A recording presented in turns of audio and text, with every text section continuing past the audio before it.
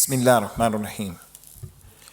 الحمد لله حمدا كثيرا وطيبا مباركا فيه، وصلوات الله وسلامه على نبينا الكريم محمد بن عبد الله الأمين الذي بعثه الله تعالى رحمة للعالمين. Inshallah ta'ala, today we're going to deal with a topic that has been announced, and it is one of the important topics in Islam. It's one of the perennial aspects of the deen of Allah Azza wa Jal, and that is we're going to scratch the surface, inshallah, concerning the topic of Al-Amru bil-Ma'rufi wal-Nahyu Al-Munkar, which is translated as enjoining the good and forbidding the evil. And regardless of the language that a Muslim may speak, regardless of his ethnic background, regardless of his or her sex, male or female, the issue of Al-Amr bil-Ma'ruf and Al-Nahyu Al-Munkar, enjoining the good and forbidding the evil, is something that everyone has a responsibility to try, inshallah Azza wa Jal, to get some understanding concerning the issue and to give it its proper concern. And that's why we're saying that we're only going to scratch the surface of the issue, because it is in reality a topic and a subject that is deep. It's like any other aspect of the forms of worship in Islam. The ibadat in Islam are all built upon and predicated upon knowledge. So a person who wants to perform the salat, he can't just stand up with a pure niyat, with ikhlas, and he just starts to pray, and he doesn't know anything about the rules and the regulations of a salat.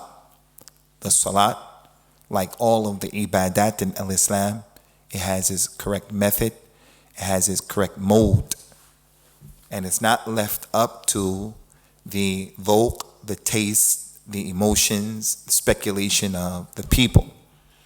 Allah Azza wa Jal mentioned in the Quran, وَتَمَّتْ كَلِمَةُ رَبِّكَ عَدْلًا وَصِدْقًا. Your Lord, He has completed His religion. He completed His religion, and He described it being complete in this ayat with two things: in truthfulness and in justice. Truthfulness and injustice.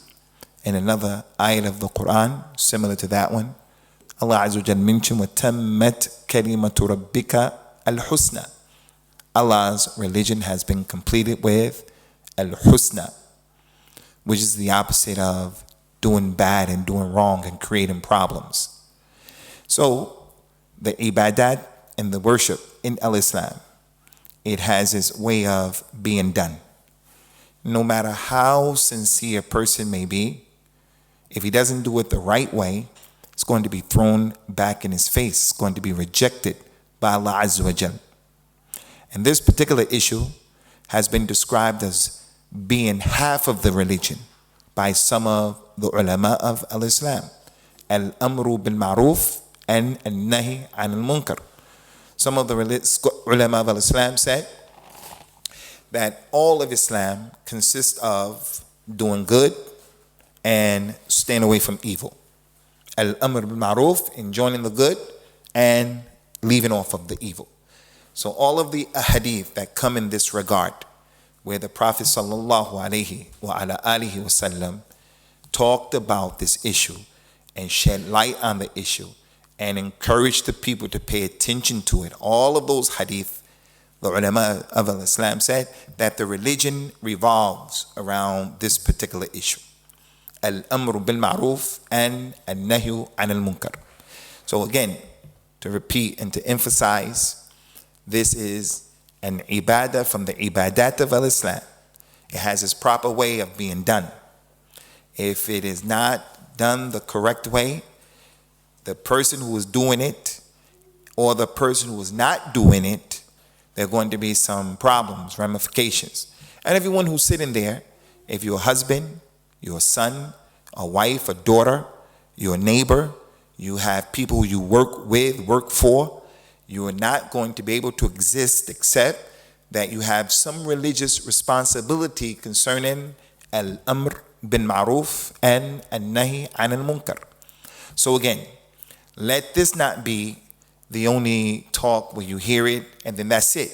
We spend 45 minutes, an hour, 15 minutes, inshallah, reminding ourselves of this issue, and then that's it.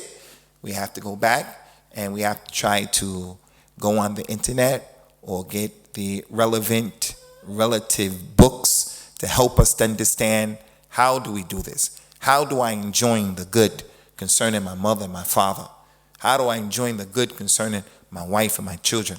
How do I enjoin the good in this situation or that situation? How do I prevent the evil as it relates to my mother and my father, as it relates to my wife, as it relates to my children and my relatives and so forth and so on? Because no one is going to be exempt from having to face and deal with a particular time where it's a need for you to enjoin the good or to prevent the munkar. Concerning the importance of the issue, we already mentioned that the ulama of Islam said that the ahadith and the ayat that talk about al-amr bil ma'ruf and al-nahy al-munkar, they said it's the whole religion. This ayat represents the whole religion. As Allah Ta'ala mentioned in the Quran, وَلْتَكُنْ مِنْكُمْ أُمَّةٌ يَدْعُونَ إِلَى الْخَيْرِ. Let there be a group from you. Let there be a group from you. A group of people from amongst you, يَأْمُرُونَ بِالْمَعْرُوفِ وَيَنْهَوْنَ عَنِ الْمُنْكَرِ. Let there be a group from amongst you who enjoin the good and they prohibit the evil.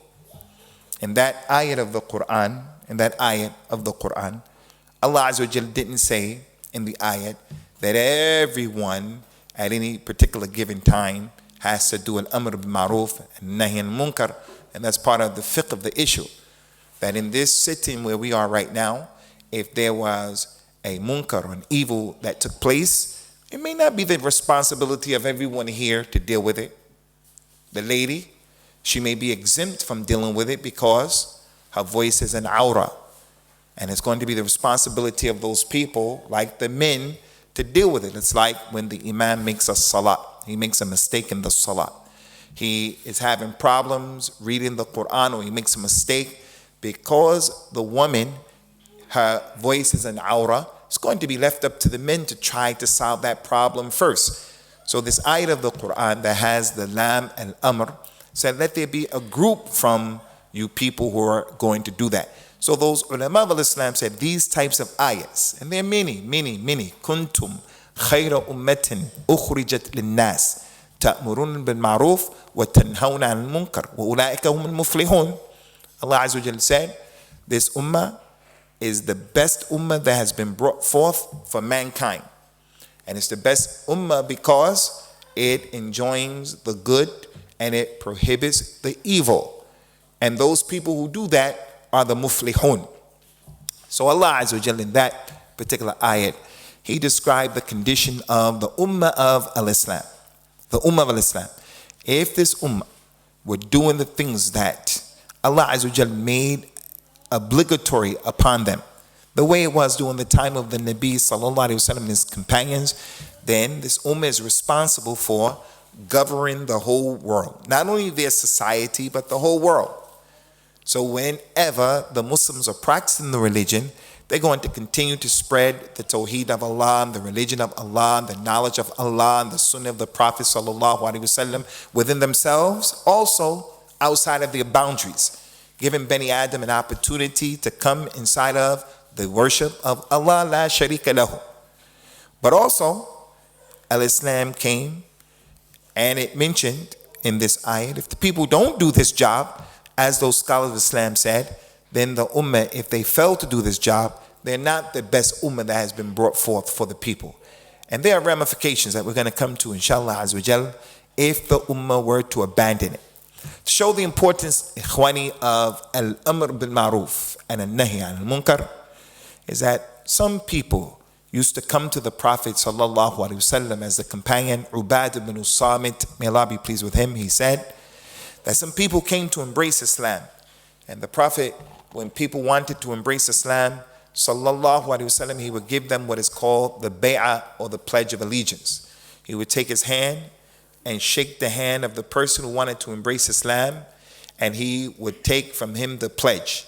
And he would say different things. I take the pledge from you that you don't make shirk with Allah, that you don't murder people, that you don't do highway robbery. And he would mention things that were always important, things that were going on in their society. He never, ever, ever took the pledge from the people concerning something that was frivolous. For example, I take the pledge that every time you have a guest, you give him tea. Because that's frivolous. That's something that it's not even important. If you want to give tea, give tea. You don't want to give tea, you don't give tea. He never took the pledge on something that was insignificant. It was always something that was big. He used to greet a group of people, and he would take the pledge of allegiance from those people based upon solely telling them, you come into Islam and I give you the pledge that you do al-amr bil ma'ruf and al-nahy al-munkar, and you don't have any fear of anyone in that regard. Because that's one of the benefits of al-amr bil ma'ruf and al-nahy al-munkar. One of the benefits and one of the proofs of it is that the people who do it, and they do it correctly, and they see a responsibility to do it, they know that there's going to be blame and censorship from the people. And that blame and censorship many times prevents people from doing al-amr bil ma'ruf and al-nahy al-munkar. The individual knows his father, his mother, a relative are doing something that's not correct, or they're doing something that is against the deen. And the person will remain silent because they're afraid of sticking out. They're afraid of being the one who's drawing attention to themselves. So the Nabi sallallahu alaihi wasallam used to take this pledge of allegiance to the people based upon al-amr bil ma'ruf and al-nahy al-munkar, because he knew not everyone is cut out to do it. Not everyone is cut out to do it. It requires, for the people who are going to do it the right way, a level of iman and a level of strength. From the benefit of it is, it's one of the characteristics of the Muslims. The person who's a Muslim, he has many characteristics. He should be truthful. He should be patient. The Muslim should be clean. The Muslim should be an individual who is trustworthy. There are many, many characteristics in the Kitab and the Sunnah that have been mentioned concerning the people of Islam. This is one of the characteristics of any and every Muslim. Allah Ta'ala mentioned in the Quran, Al-Mu'minuna wal-Mu'minat ba'duhum awliya'u ba'din ya'muruna bil-ma'ruf wa yanhawna 'anil munkar. The believing men and the believing women, they're responsible. They're the awliya. They're the protectors and the friends of one another. They encourage the good and they prohibit the munkar. So in order for an individual to have complete iman and to be considered a mu'min or a mu'mina, as this particular ayah clearly indicates and suggests, and it was the tafsir explanation of those ulama who gave the tafsir of the Quran, complete iman dictates and necessitates that the person is going to be an individual who enjoins the good and he's going to prevent the evil. And that's elementary and fundamental. Al-Mu'minun, they are awliya one to another, and that's because of those many ayat. إِنَّمَا الْمُؤْمِنُونَ إِخْوَةٌ. The believers are brothers. Al-Mu'min mir'atul mu'min. The believer is a mirror to his brother. The Muslim is going to see in his brother what that individual may not see in himself. Or he may see that thing in himself, but he needs to be reminded. So the nature of the brotherhood in Al-Islam is that we need to be in a position, in a situation where we're going to enjoin amongst ourselves, do this and don't do that. And there are a number of other indications from the Kitab and the Sunnah of the Nabi sallallahu alaihi wasallam that clearly show that. The mundane issue of sitting in the street, not so much the streets where we come from, like here, but in places where there are a lot of people, like Aal Imraan and other places, Coventry Road. The Prophet sallallahu alaihi wasallam told his companions, and he told us as well, Iyakum وَالْجُلُوسِ فِي الطُّرُقَاتِ. He said, beware of sitting in the street. Beware. Don't be a person who you just chilling out, hanging out on Coventry Road or Aal Imraan Road. Don't do that. The companions, when they heard that warning, they say, Ya Rasulullah, we have to sit in the street because we have to talk to one another. We see each other, so we have a meeting in the street and we just talk. So it's something that would be difficult for us if the religion made it impermissible for us to sit in the roadway. He said, okay, if you have to sit in the roadway, then give it its haqq. They said, what's the haqq of the road? He told them a number of things. He said, if you have to sit in the road, then make sure you give it its haqq. And the haqq of sitting in the road is to lower your gaze. The woman walks by or a man walks by, lower your gaze. He said also, don't harm people. Don't harm people.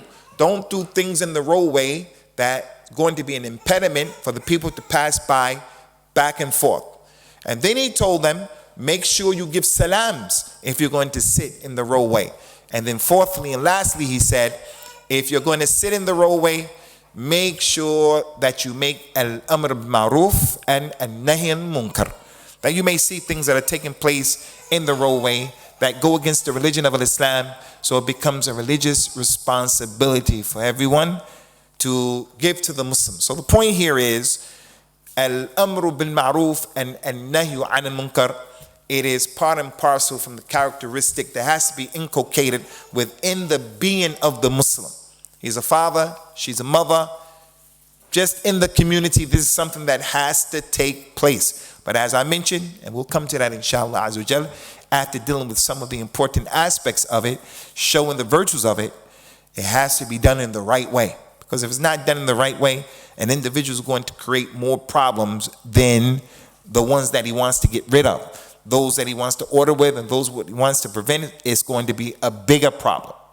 Also, from what shows the importance of it, Ikhwani, is the success or the najat, the success of the ummah, our community, the family, the masjid, the country, the ummah of Islam.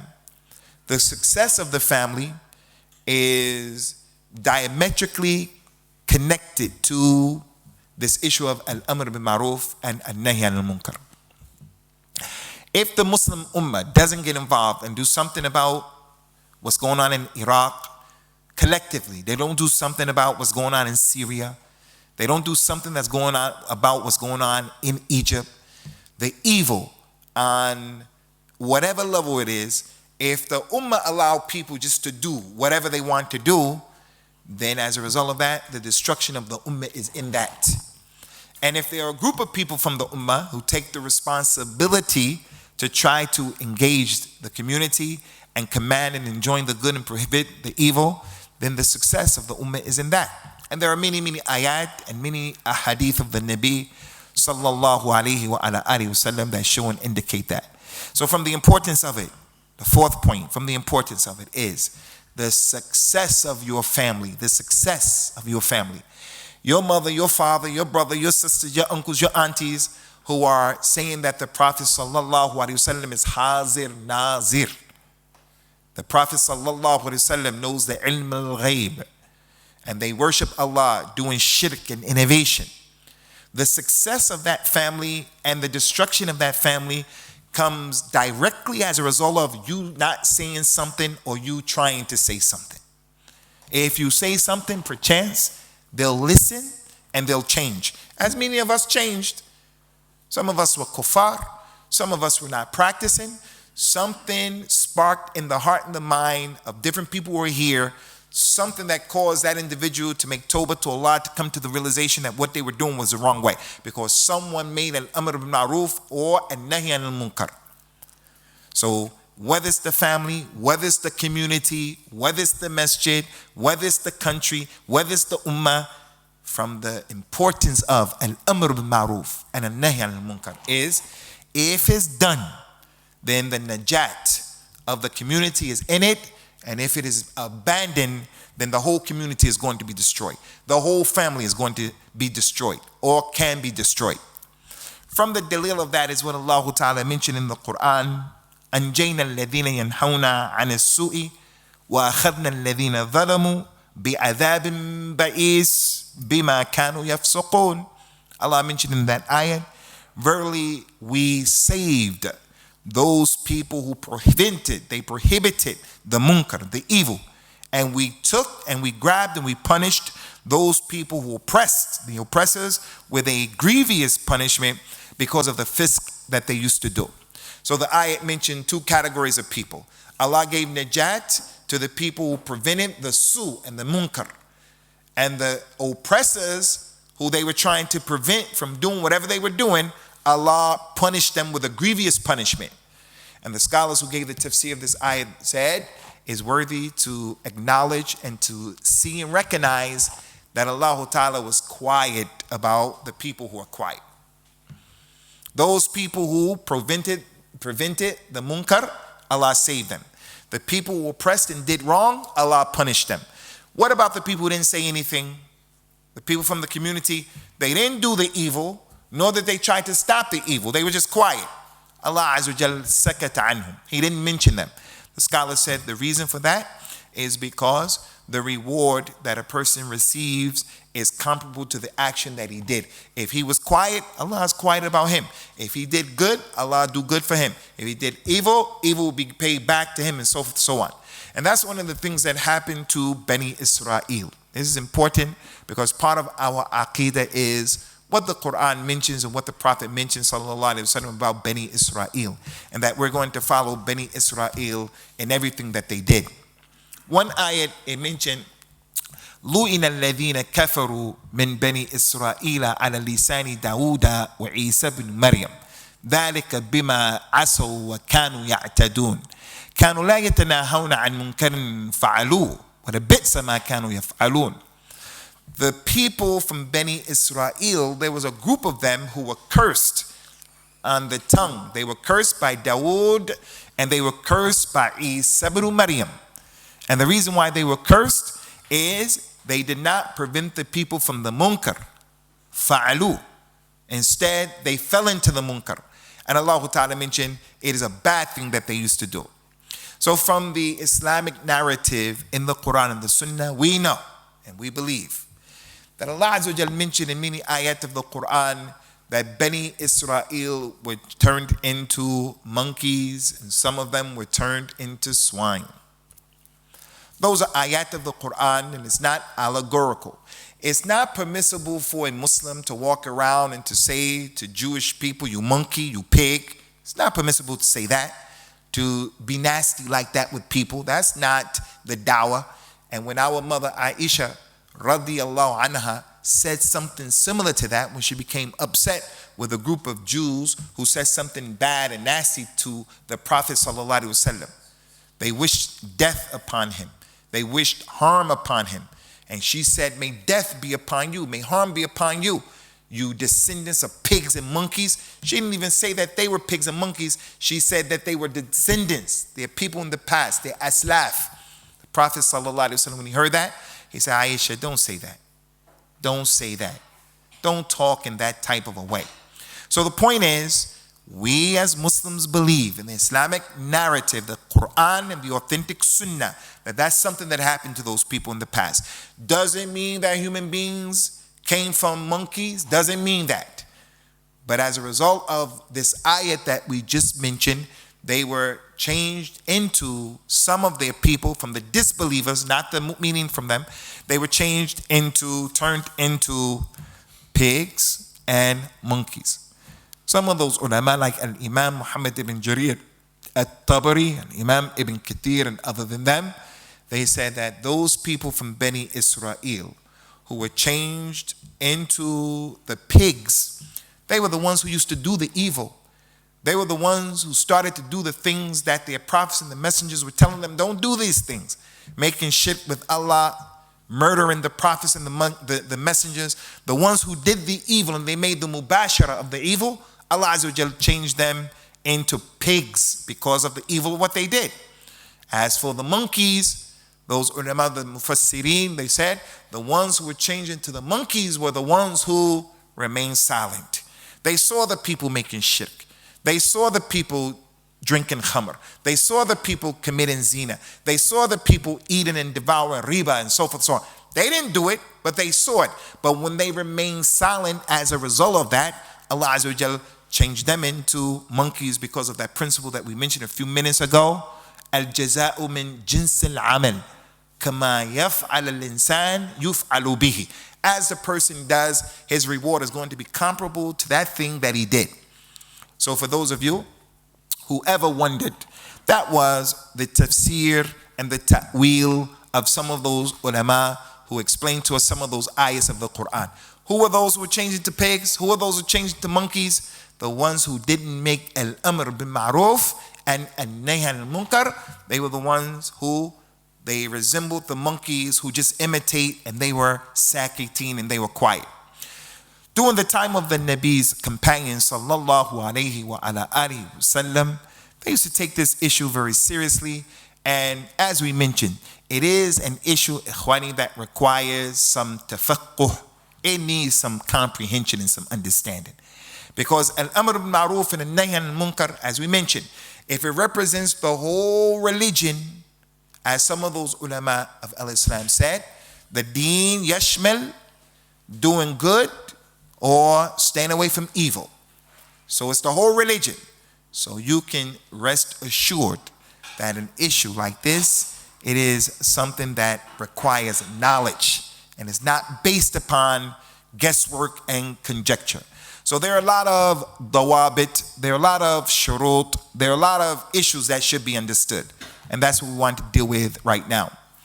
What are some of the regulations, the rules, the conditions that we have to know when it comes to al-amr bil ma'ruf and al-nahy al-munkar? Many things can be mentioned, but at the top of the list, what I want to mention right now, at the top of the list, and I remind all of you of the importance of this, is that in doing this, like any other ibadah from the ibadat of Islam, it requires ikhlas. Ikhlas. Because if a person doesn't have sincerity, if he doesn't have sincerity, he may think that he's trying to do al-amr bil ma'ruf and al-nahy al-munkar, when in reality he's just trying to put people down. He's trying to put himself up. He's being judgmental and being nasty. And you can tell many times his niyyah by the way he deals with people. The Rasul of al-Islam sallallahu alaihi wasallam was the arham al-khalq. He had rahmah on the people. He had rahmah on the kabir, rahmah on the saghir. Little man is calm right now. Little man was walking around and stuff like that, making noise, distracting us and stuff like that. I want to enjoy the good and I want to prevent the evil. I say, hey, little man, and I poured a hot tea on him. Is that the way to do it? His father or his brother, whoever sitting, he did like this emphatically.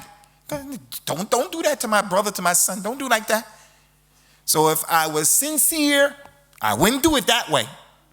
And that's why we have the scholars of Islam, like the great muhaddith and faqih of the Hanbali madhab, and he was from the students of Shaykh al-Islam Ibn Taymiyyah, rahimahullah ta'ala, al-Imam Ibn Rajab al-Hanbali. He wrote a book called Al-Farqu Bayn al-Nasihati wa Ta'yir. The difference between giving advice and putting people down, exposing people. Don't get it twisted and misunderstood. Sometimes people have to be exposed. And that's the whole thing about being balanced in our religion and knowledge. Because if you were to look at some of the positions of the Salaf, you would think as sitr and just concealing is the way you should do it. But if you looked at other thought and examples, you may think exposing is the way to do it. But with knowledge, you come to know sometimes you expose and sometimes you cover up. So the point is, al-ikhlas, al-ikhlas. You don't give nasiha to people, you don't make al-amr al-ma'ruf and nahy al-munkar.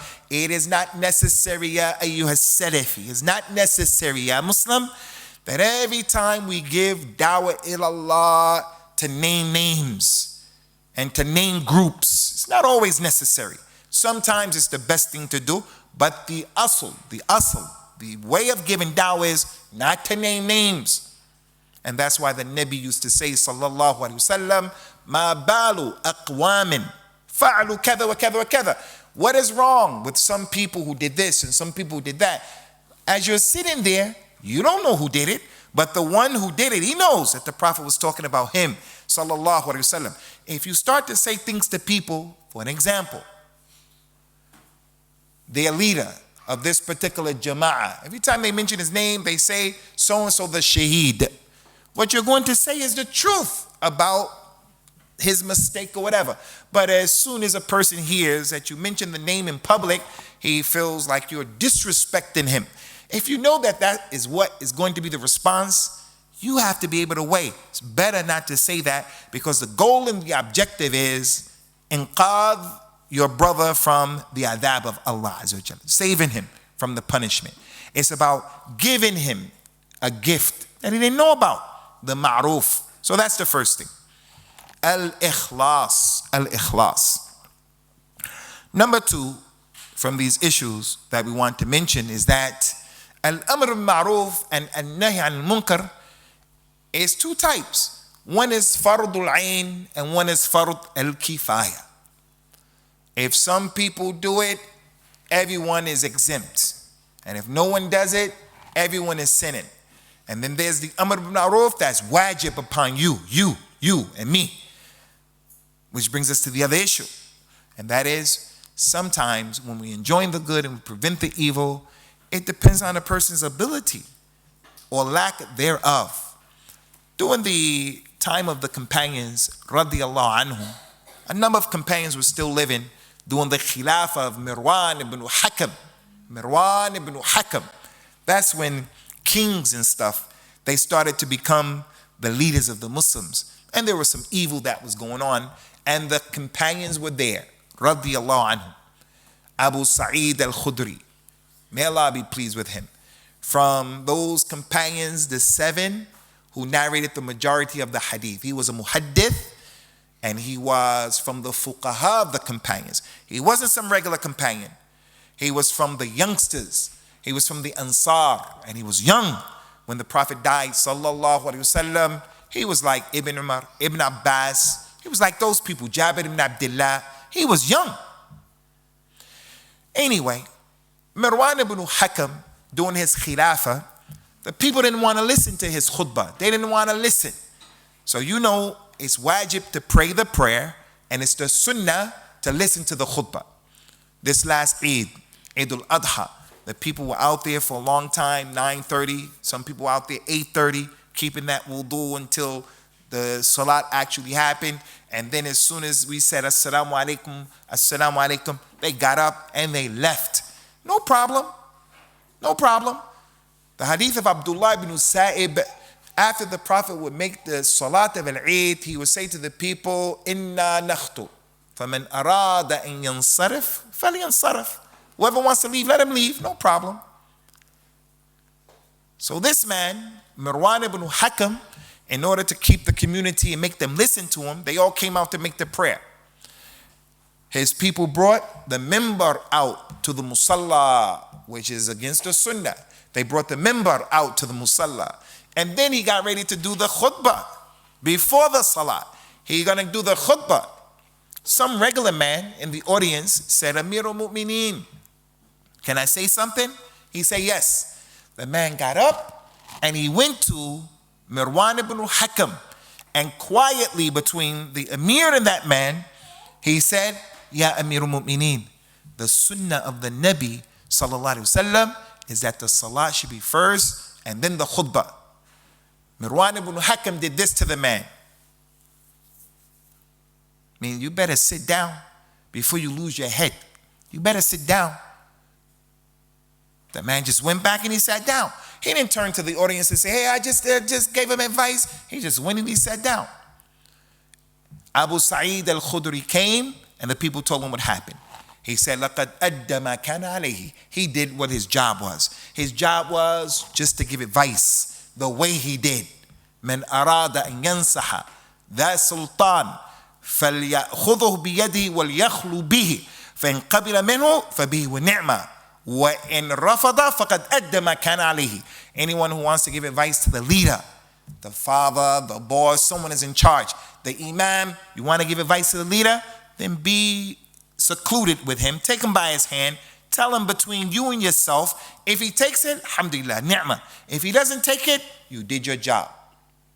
So this hadith goes to show, if you're going to do al-amr bin ma'ruf and al-nahyu an al-munkar, it depends on your ability. It depends on your ability. When Abu Sa'id, the companion radiyallahu anhu, heard about everything, he told the people, I heard the Prophet say, sallallahu alayhi wa sallam, man ra'a minkum munkara falyughayyirhu biyadihi wa in lam yastati' fabilisanihi wa in lam yastati' fabiqalbihi wa dhalika ad'af al-iman. I heard the Prophet say, if any of you wants to stop a munkar, then let him do it with his hands if he has the ability. His child, his wife, his whatever. And if he doesn't have the ability, let him say something. And if he doesn't have the ability, let him hate it in his heart. And hating it in the heart is the weakest of iman. Another hadith said, behind that, whoever doesn't do that, then he doesn't even have any iman whatsoever. Some other important issues, and there are many, Ikhwani, there are many, concerning enjoining the good. Al-amru bin ma'ruf. We have to know, number one, that the thing that you're enjoining is really ma'ruf, because it may not be ma'ruf. You have to have knowledge. At the khutbah al-Eid, the people are getting up after the salat and they want to go. So the imam says to the people, hey, you people, where you going? Sit down and listen to me. I'm about to read the Quran and the ayat and I have something to say. So he enjoins the people with what he thinks is ma'ruf, but in fact, it's not ma'ruf. He has to have knowledge that the thing that he is calling to is actually really from the deen. It is ma'ruf. Because the ignorant person, the jahil, la yatakallam. He shouldn't talk. Be quiet. Be quiet. Abdullah, everybody here knows that the woman has to wear hijab. A non-Muslim confronts you and says to you, what's the wisdom? What's the illah? What's the hikmah? Why is it that Islam says the women have to wear hijab? You can give reasons for that from your own mind that are indisputable. And then the person says, okay, what about the men? Why you men? Why men don't have to wear hijab? Maybe you can't answer that with an intelligent answer. Maybe you can't answer. You don't have to feel like you're naqis, you're small. So just say, Allahu Alam, I don't know. If you don't know, you don't know about something. There's nothing wrong with that. La taqfu ma laysa laka bi'ilm. Don't talk about what you don't have any knowledge about. So that's the first thing. Al-amru bin ma'ruf. You have to know that that thing is ma'ruf. Number two, you have to know that the person who you're advising and you're trying to tell him, you have to know that he actually really left off the ma'ruf. You can't guess. You can't assume. You have to know. The Prophet was giving the khutbah, sallallahu alayhi wa ala alihi wa sallam. Look at our Nabi, salawatullahi wa salamu alayhi.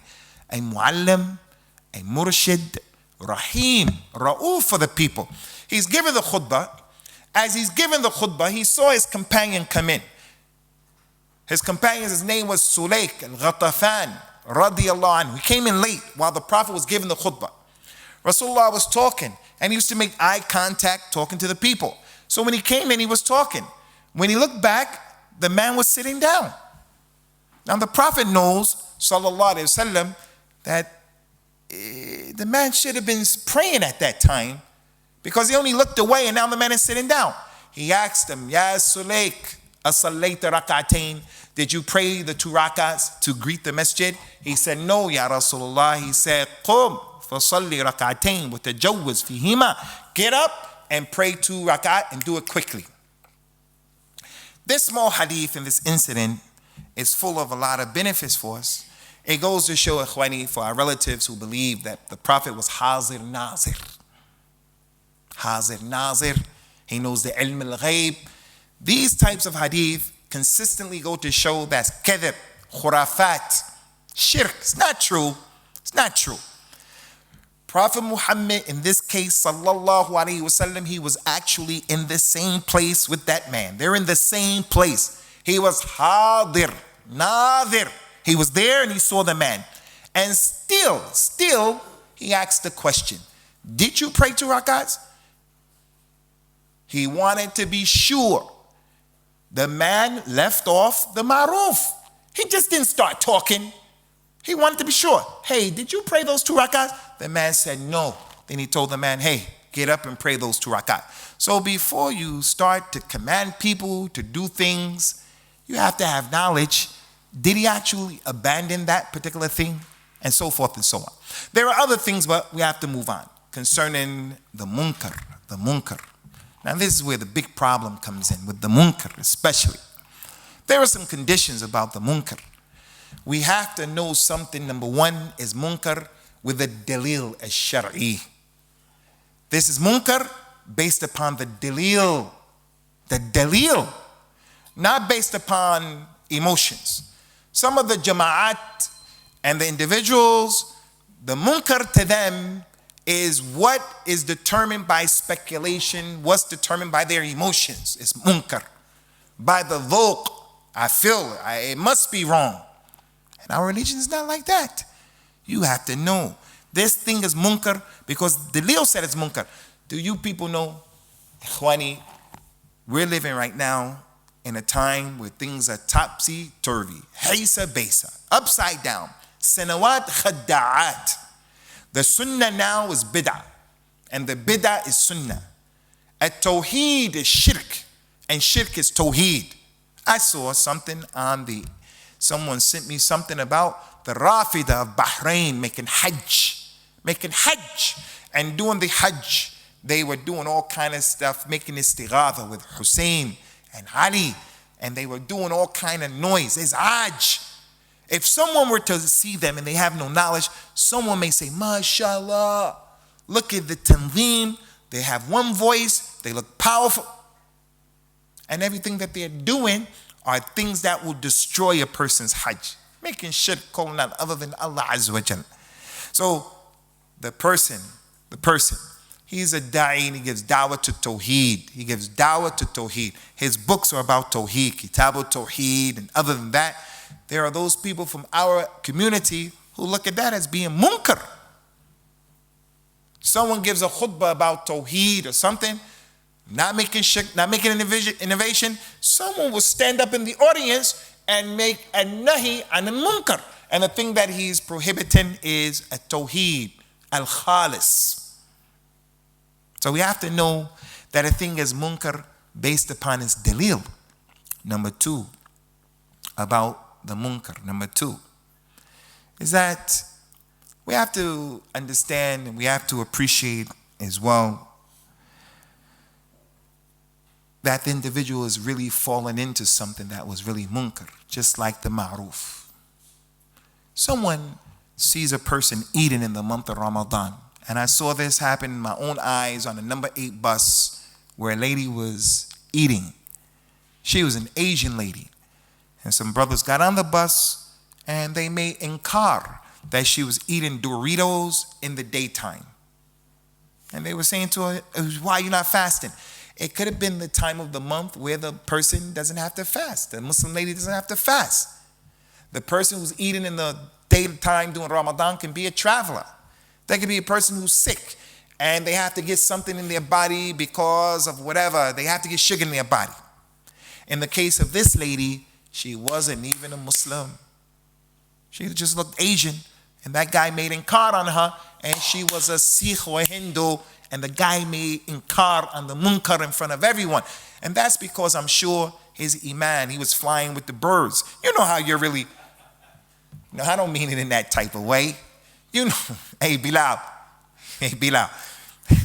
In the month of Ramadan, you know how we feeling good. You pray Salat al-Asr.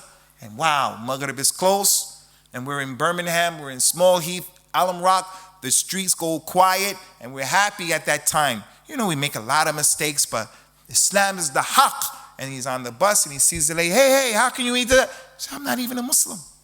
So you have to know that the thing that the person is doing is actually a munkar. Again, knowledge, ikhwani, knowledge. Lastly, concerning the munkar, inshallah, we cannot prohibit the munkar if when we prohibit that munkar, it's going to create a bigger munkar. Something is going on. There is munkar. The wife is dealing with a husband who's fallen into munkar. If she tries to change it, it's going to create a bigger munkar. She's going to get attacked physically. She's going to get divorced. She has to be able to weigh that situation. Allah said in the Quran, وَلَا تَسُبُّوا الَّذِينَ يَدْعُونَ مِن دُونِ اللَّهِ فَيَسُبُّوا اللَّهَ عَدْوًا بِغَيْرِ عِلْمٍ. Don't curse the gods or the people who worship other than Allah. Don't curse their gods. Don't curse their idols, Sikhs, Hindus. Don't curse the cross, because if you do that, you may cause them to curse Allah Azza wa Jal. Shirk, la'natullah is on the shirk. The la'na of Allah is the malaika, the rasul, the anbiya, and the people who have the ability to make a la'an. They make la'an to these things that are worshipped other than Allah. بِغَيْرِ الْحَقِّ. No doubt. And they deserve that you say la'natullah. Deserve, it's the haqq. But if you're saying, may the curse of Allah be upon that, this, that, it's going to cause that person to curse Allah. That's a bigger munkar than what they're doing. So Allah said, don't do that. The Prophet sallallahu alaihi wasallam, when he conquered Mecca, he was looking at the people going around the Kaaba with our mother Aisha. He said, Ya Aisha, if it wasn't for the fact that your people Quraysh are new to Islam, these people just embraced Islam in Mecca. He said, I would have taken the door of the Kaaba, I'd have lowered it where it was during the time of Ibrahim. Ibrahim, when he rebuilt the Kaaba, there was a door on the ground and another door on the ground. Anyone can go in and come out. Slave, white, black, Quraysh, other than Quraysh. But when Quraysh came, they changed it and they put the door up so that only the nobility of Quraysh can go in and out, and no one else can go in and out unless they said it was okay. So the black person, forget about it. Forget about it. You're not going to the Kaaba because Quraysh were racist. Non-Qurayshi, you're not getting in that Kaaba unless they allowed you. Now it was the haqq for the Nabi sallallahu alaihi wasallam to take the house of Allah and to put that door on the ground the correct way. But if he would have touched it, the new Muslims, because they are new to Islam, they would have said, look at Muhammad. He has disrespected the Kaaba. That is a sacrilegious act. That is an act that is not acceptable. Someone goes into a church, one of our relatives, he goes into a church, and in any church, they have all of those candles lit, 500 candles. You go into the church, one of our relatives, one of our youth, he goes and he vandalizes the church. He knocks over the candles and he spray paints inside the church. La ilaha illallah. We're going to say, what are you doing? What are you doing? We're going to be upset with him because that's not dawah. That's not how you behave. That is a sacrilegious act. Although those people are making shirk and kufr, you can't go to the Sikh temple and burn their flag, and you can't do that stuff. So if the munkar is going to create a bigger munkar, then you don't do it. So this third point, ikhwani, this third point helps us to understand. The third point, that when we want to make inkar and we want to prevent the munkar, four things can happen. Four things can happen. And each one of those things will determine whether we do it or not. The first thing is, you completely have the ability to eradicate and to eliminate the munkar. It's wajib to do that. You have the ability to completely stop it. Now it's wajib for you to do that. Second thing is, you have the ability to make the takhfif and the taqleel. You can minimize it. You don't get rid of all of it, but you got rid of a lot of it. It's wajib for you to do it. Wajib. You didn't stop them from doing everything. At the graveyard for the relative and the janazah, they do their stuff. But when they come to our house, they're not going to do any of that stuff. So we're going to do it in our house and we're not going to do it over there.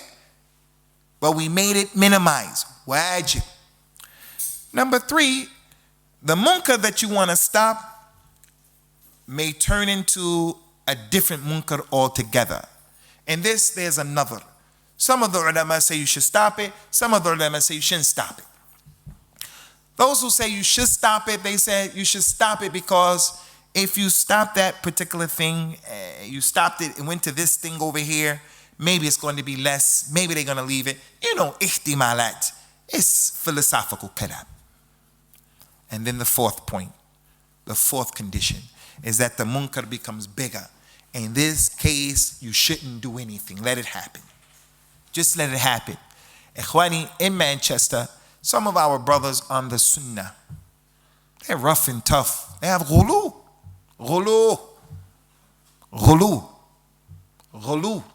Bima'na al-kalima.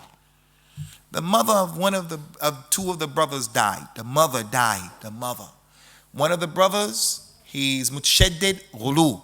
The other one, he's balanced. The elder one is balanced, more easier, more intelligent, more responsible.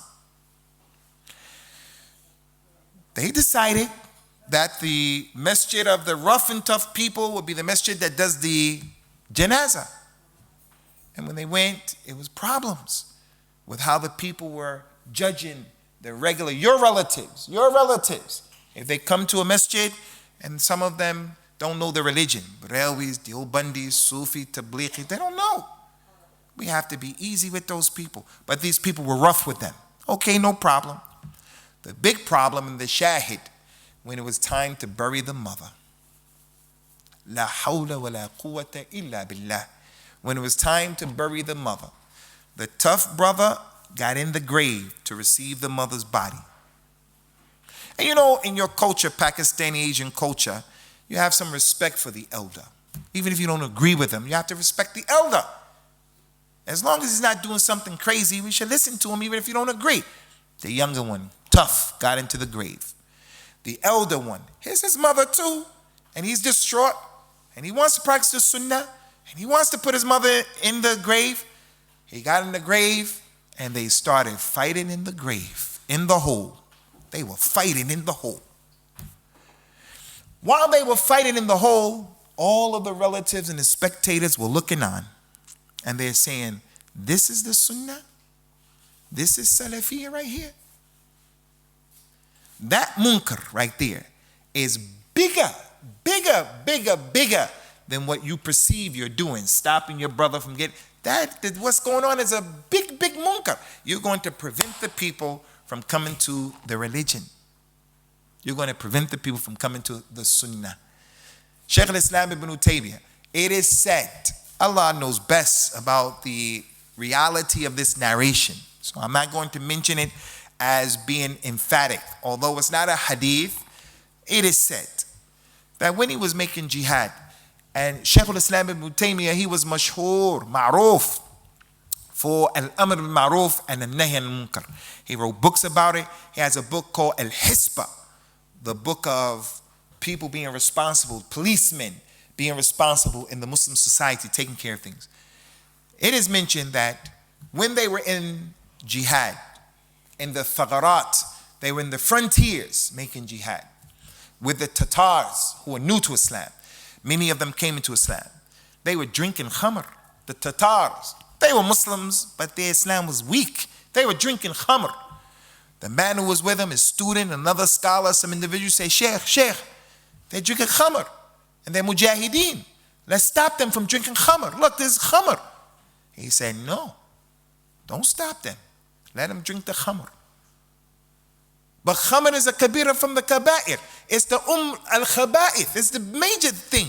He said, look, if these people stop drinking khamr, if we make this inkar on this munkar, and we take that khamr away, you can rest assured, the way these people are, they're going to attack the Muslims. They're going to be a problem for our army. They're going to be a problem for the innocent Muslims. They're going to rape the women. They're going to do problems. So they said that he allowed that issue to take place. I don't know the reality of that story, but it is a qissa that's ma'rufa, mashhura, but it fits under the umbrella of al-Islam. And it doesn't mean that the sheikh was minimizing the evil of khamr or that he was making istihlal of al-khamr. It doesn't mean that at all. It means this principle. If the munkar is going to become bigger, then just leave it, and don't do anything else. Don't do anything about it. In Egypt, someone went, they burnt a shop where they were selling the movies, the Hollywood, Bollywood, the movies, you know, singing, dancing, Kulthum, them people. They were selling that music and movies. Some of the religious people came and they burnt it down. Petrol, gasoline, burnt it down. They went to jail. Some of them got killed. They came back and they made it nice. They made it out of marble. They rebuilt it real nice, and they put 2 guards over the door. 2 guards over the door to protect the thing. You created a munkar bigger than the one that was there. People lost their lives. Nothing was changed. It was fitna. So all of these issues, ikhwani, they require some level of comprehension in the deen of Allah Azza wa Jal. And we ask Allah Ta'ala to teach us what we don't know.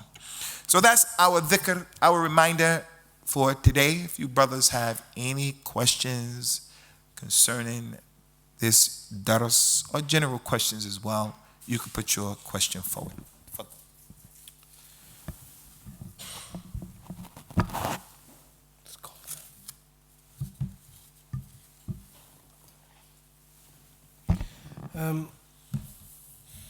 When groups are resistant to changing their ideologies, what constructive methods can be used to convince them?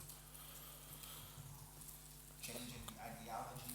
Yeah, for example, if they're from a Sufi or Bredwi background, you advise them, don't listen. I mean, does that mean straight away you start rudding them? Or? As we mentioned, knowledge is imperative. Allah Azza wa Jal said when it comes to changing the ideology of people, we first have to understand you don't have the ability to change anything.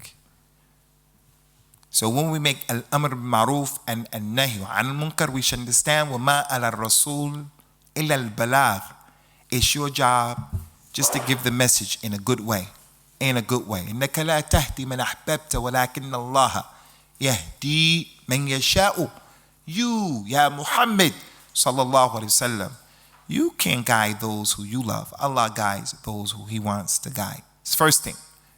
Second thing is, in dealing with people like that, our Nabi sallallahu alayhi wa sallam was aqil hakim. Ud'u ila sabili rabbika bil hikmati wal mu'idhati al hasanati wajadilhum billati hiya ahsan. Call to the way of your Lord with hikmah. And hikmah is wad'u shay fi mahalli, putting things in the right place.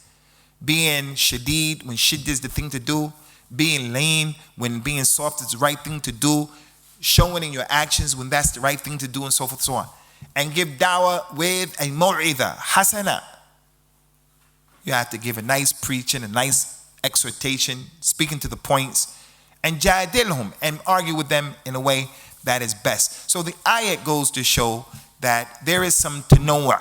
When you're giving dawah to people, what works for this person may not work for this one. What works for that one may not work for the third one, and so forth and so on. So if you know, and you look at the first Rasul who was sent to Bani Adam, Nuh, alayhi salawatullahi wa salamuhu, alayhi salawatullah wa salamuhu. Nuh said to Allah Ta'ala, Inni da'awtu qawmi laylan wa nahara.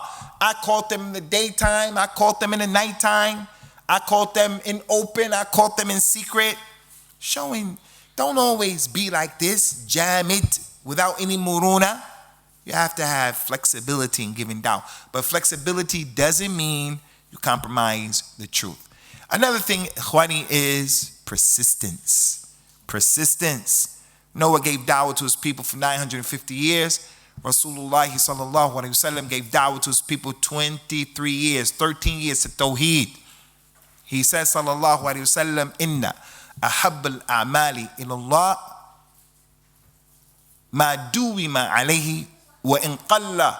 The most beloved deed to Allah is the one that is adwamuha wa in qalla, is the one that is persistent, even if it's a little bit.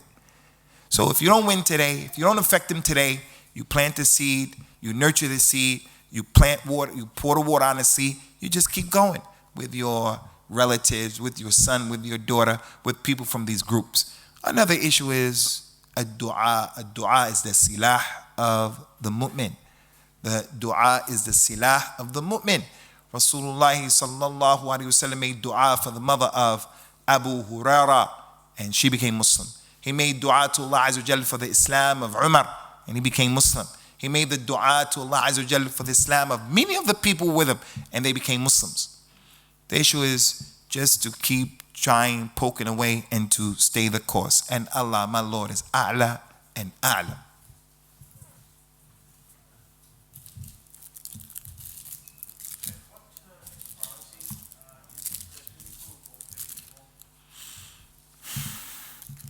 What takes priority? Al-Amr bil-Ma'ruf or Al-Nahyu an al-Munkar? Which one is more important? This is one of the philosophical debates that the ulama of al-Islam had, and both sides, they have their dalil and their proofs. So instead of wasting a lot of time or utilizing a lot of time debating which one has priority, because they both have dalil, which one is better, Bani Adam or the Malaika? Both sides, they have their dalil. The scholars, they said, look, Al-Amr bil-Ma'ruf at times has the priority at certain times and places. And at other times and places, Al-Nahyu an al-Munkar, it has its precedence. It takes precedence, and it is what should be focused. So that's part of the hikmah, knowing what should be done and what should be considered first. Good question, Akhi Adhar. What's your name, Akhi? Atif. One question about gelatine, and the reason why I'm confused about this is because on the internet there's mixed opinions about it. Like one sheikh, Salih Al-Munkar, there's two questions. One answer which says that because the gelatine, the process, it turns into something else, it's allowed. But on another answer, it says that if the animal is not slaughtered in the Islamic way, it's halal. And then on YouTube, there's one sheikh from Jordan. His name is Salih. He's on Huda TV. You probably know him. And he says that he's looking for the process of gelatine, the transformation, and he says that you can still identify it as pig. So the first question is about pig gelatine, pork gelatine, and the other one is just about gelatine which is not slaughtered in Islamic way. Both of those individuals, I consider them to be people who you can take your religion from. Muhammad Salih al-Munajjid was a student of Sheikh Muhammad ibn Salih ibn Uthaymeen, and he tries to always reference the vast majority of his fatwas back to what the Shaykhain Kabirain said, Ibn Baz and Ibn Uthaymeen. Usually that's what he does. In addition to the dalil, not just Sheikh Ibn Baz said this, Ibn Uthaymeen said that, but he brings the dalil. So that Islamic Q&A, I think, is a bona fide site that you can feel comfortable with going to and referring to. Doesn't mean I agree with everything, but anyone else wants to look, it is legit, inshallah. And the other sheikh who you mentioned from Al-Huda, when it comes to answering questions and things like that, we wish that he was on Islam channel.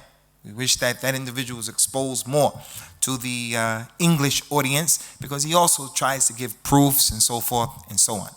This issue is an issue of ikhtilaf because of what is known as al-istihala. Al-istihala is when something is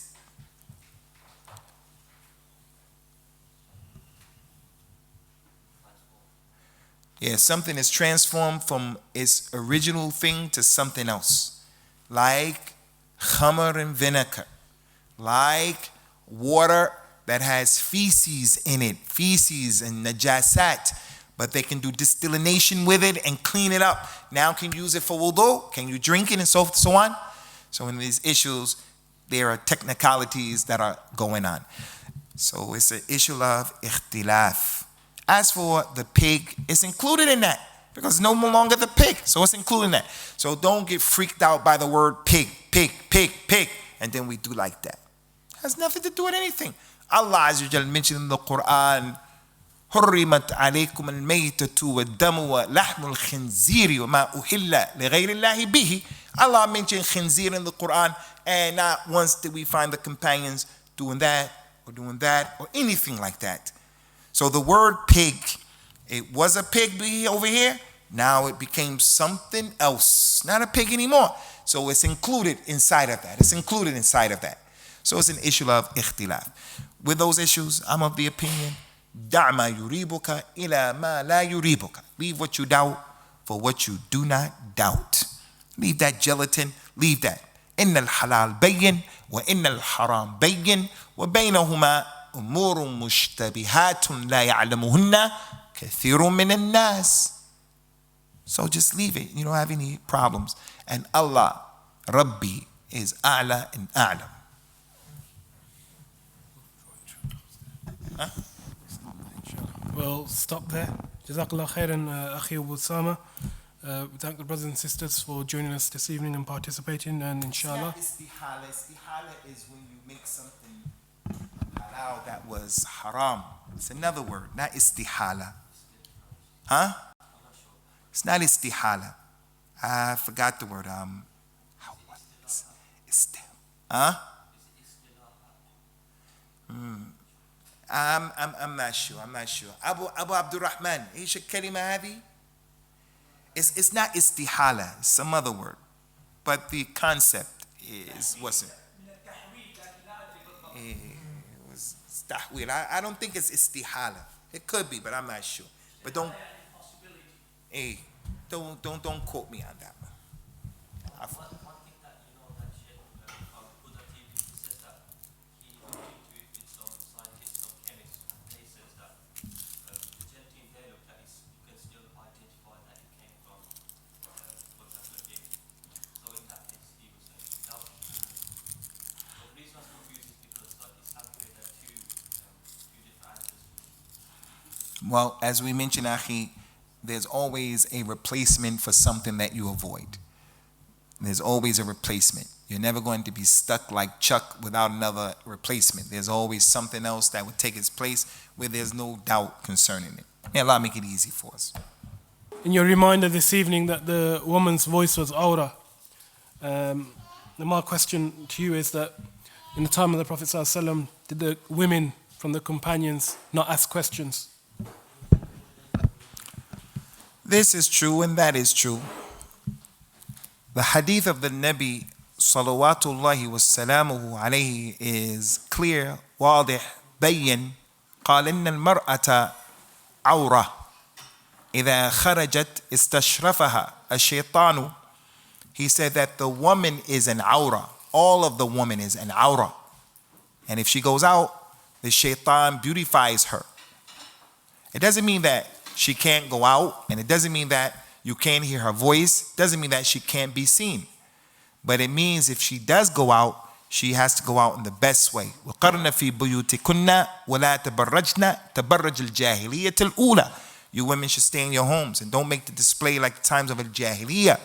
In Jahiliyyah, she would go out mu'attara, with perfume on. She would go out and she would walk in the seductive way. She would go out and she wouldn't give the turuqat as haqq. So she can go out, but she has to lower her gaze. She has to go out in a particular way. As it relates to her voice, the Nabi sallallahu alayhi wa sallam told us when the Imam makes a mistake, he said, لِلْرِجَالِ التَّسْبِيحِ وَلِلنِّسَاءِ التَّصْفِيقَ. If the Imam makes a mistake, the men say, Subhanallah. And the women should clap. They should clap. Because their voices are aura. It shouldn't be heard. But we do have women who came to Rasulullah sallallahu alaihi wasallam and came to the companions of Khulafa Rashidin after him and the other companions radiyallahu anhum ajma'een, and they used to make istifta. They used to ask fatwas. The lady came and said, Ya Rasulullah, what if I come and you're not here? You died. He told us sallallahu alaihi wasallam, iqtadi billadhini min ba'di Abi Bakr wa Umar. Then look for Abu Bakr, look for Umar. Follow them. Many, sometimes they would ask questions that were even muhraja. They were embarrassing and sensitive. Sensitive questions about how to make ghusl and things like that.